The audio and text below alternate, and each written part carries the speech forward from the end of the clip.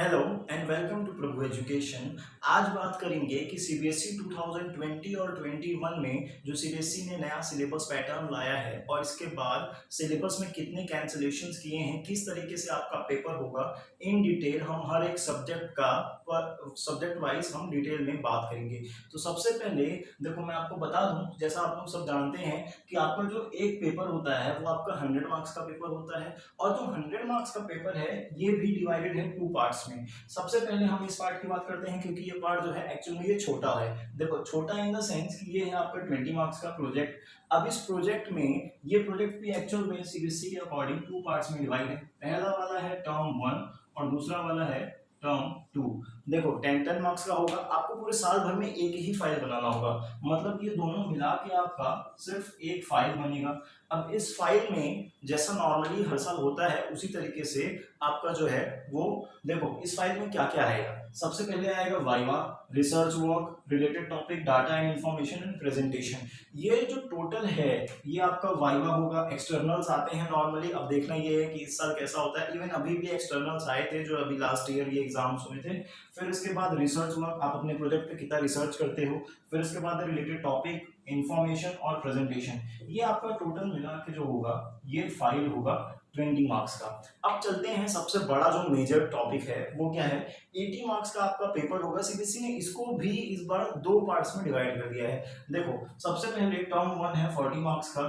इस टर्म 1 में आपका मल्टीपल चॉइस क्वेश्चन है, यानी एमसीक्यू सब जानते हैं, बस टिक करना, जय माता दी नहीं करना है ना। तो देखो 40 मार्क्स का ये पेपर है एमसीक्यू। अब ये जो होगा आपका ये भी होगा आपका 90 मिनट्स का, यानी 1.5 घंटे का पेपर होगा आपका ये, जिसमें आपको 40 एमसीक्यूज अटेंड करने हैं। फिर इसके बाद चलते हैं सेकंड वाले में, ये है आपका सब्जेक्टिव टाइप। देखो अभी तक तो सिचुएशन के अकॉर्डिंग सीबीएसई ने इसको सब्जेक्टिव पेपर ही रखा है, यानी आपको प्रैक्टिकली क्लास में जाकर सॉल्व करने वाला पेपर है। ये भी है आपका 90 मिनट्स का पेपर है और ये है 40 मार्क्स का पेपर आपका। तो ये टोटल मिला जुला के सीबीएसई का अभी 100 मार्क्स का ये पेपर होगा। और अब इसके बाद इन टोटल जब हम ये देखेंगे कि देखो 90 मिनट्स का ये टोटल आपका 3 घंटे का पेपर होता है, और ऐसे नॉर्मली आपका 80 मार्क्स का पेपर होता है वो 3 घंटे का होता है। तो अभी ये मिला जुला के टोटल जो है आपका इतना रहेगा। अब समझते हैं कि पर सब्जेक्ट वाइज जो है वो कितना सिलेबस आएगा आगे।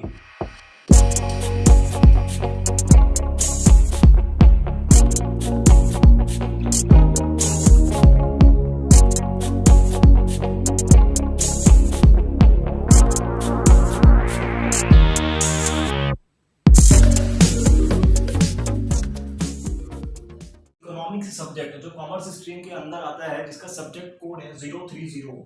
अब देखते हैं कि इसका जो टर्म 1 एग्जाम होगा, मतलब टर्म 1 होने के जो चांसेस हैं वो करीब करीब ये मान के चलो कि दिसंबर तक तो हो ही जाएगा। नवंबर में भी हो सकता है, नवंबर के 15 तारीख तक में अगर होना होगा तो हो जाएगा, अदरवाइज दिसंबर तो मतलब ये पूरा एकदम लिमिट है। अब देखो टर्म 1 का जो पेपर है ये आपका, आप लोगों को पता है कि 40 मार्क्स का एमसीक्यू होगा। तो समझते हैं एमसीक्यू में कितना कौन कौन से चैप्टर्स इस बार जो है आएंगे। देखो सबसे पहले तो हमको ये पता चल गया कि ये मल्टीपल चॉइस क्वेश्चन है, 40 मार्क्स का है और 90 मिनट्स का पेपर होगा। फिर इसके बाद यहाँ दो सब्जेक्ट्स हैं, सब लोग जानते होंगे कि इकोनॉमिक्स में दो सब्जेक्ट है, एक है आपका मैक्रो इकोनॉमिक्स और दूसरा है आपका इंडियन इकोनॉमिक। तो जो ये इंडियन इकोनॉमिक है मैक्रो इकोनॉमिक्स में, देखो सबसे पहले बात करते हैं मैक्रो इकोनॉमिक्स का। इस मैक्रो इकोनॉमिक्स में ये जो टॉपिक है सबसे पहला है मनी एंड बैंकिंग, जो कि आपका मनी एंड बैंकिंग दोनों अलग अलग चैप्टर है, किसी किसी बुक में और किसी बुक में एक ही साथ मिला के दे दिया है। तो अब ये डिपेंड करता है कि आप कौन सी बुक से पढ़ते हैं, पहली बात। दूसरी बात ये आपका स्कोर करता है 6 मार्क्स का। फिर इसके बाद government budget and the economy. देखो government budget and the economy एक अच्छा चैप्टर भी है और ये भी सेम टू सेम 6 मार्क्स का स्कोर करता है। फिर इसके बाद जब आगे पढ़ते हैं तो ये वाला थर्ड वाला आता है बैलेंस ऑफ पेमेंट। तो बैलेंस ऑफ पेमेंट जो है ये आपका स्कोर करता है 6 मार्क्स का। तो टोटल हमको पता चला कि जो मैक्रो इकोनॉमिक्स है वो आपका 18 मार्क्स का ऑल टोटल पेपर है। अब इसके बाद देखो 40 मार्क्स में 18 मार्क्स का तो वही हो गया। फिर इसके बाद आया part B Indian economic development. देखो थ्योरी तो ये भी है, लेकिन ये क्या है इंडियन इकोनॉमिक डेवलपमेंट। अब आप समझ ही लोगे कि इंडिया की जो इकोनॉमी है वो कैसे डेवलप हुई। तो मतलब जब हमारी कंट्री आजाद हुई तब से लेके अभी तक का ये पूरा का पूरा जो है ये कैसे हुआ। तो इसमें ये जो है बहुत बड़ा है, थोड़ा सा वास्ट है।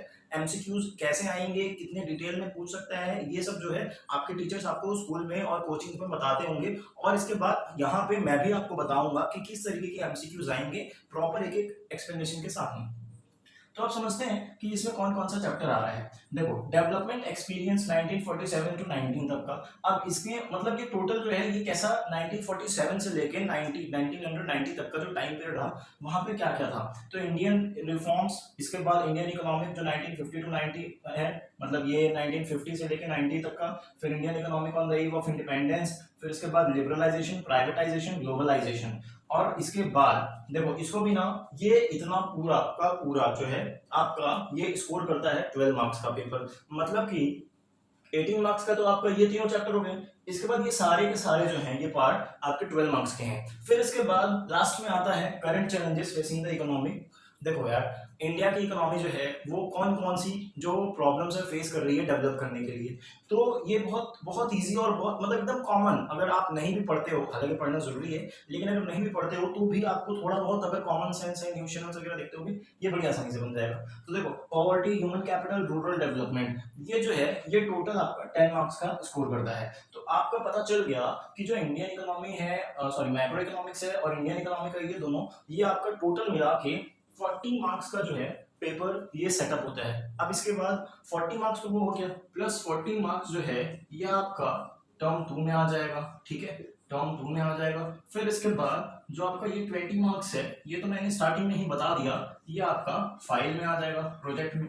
तो कुल मिला जुला के 100 मार्क्स का पेपर। और ये तो मैं कहता हूँ ना, चलो एक बार जो रिटर्न वो लिखने वाला होता है उसमें आपको नंबर जो है थोड़ा कट पिट सकते हैं। इसमें एमसीक्यूज हैं, सारा चीज डिटेल में पढ़ो एकदम मस्त मजे से। मैं भी पढ़ाऊंगा यहाँ पे, आप लोग पढ़ सकते हो एकदम पूरा। मतलब 40 में 40 आने की भी पूरी पॉसिबिलिटीज हैं, 100% पॉसिबिलिटीज हैं कि 40 में 40 भी आ सकता है। सिर्फ करना क्या है, आपको नॉलेज जो है वो डीप में पता होनी चाहिए। और यहाँ तो कुछ रटने वाली भी बात नहीं है, कुछ डेफिनेशन तो याद करना नहीं है प्रॉपर, या कुछ याद करना नहीं है। कुछ कुछ एक्ट्स आ सकते हैं, कुछ कुछ एमसीक्यूज जो डिटेल्स में है, मैं आपको वो भी प्रॉपर बताऊंगा।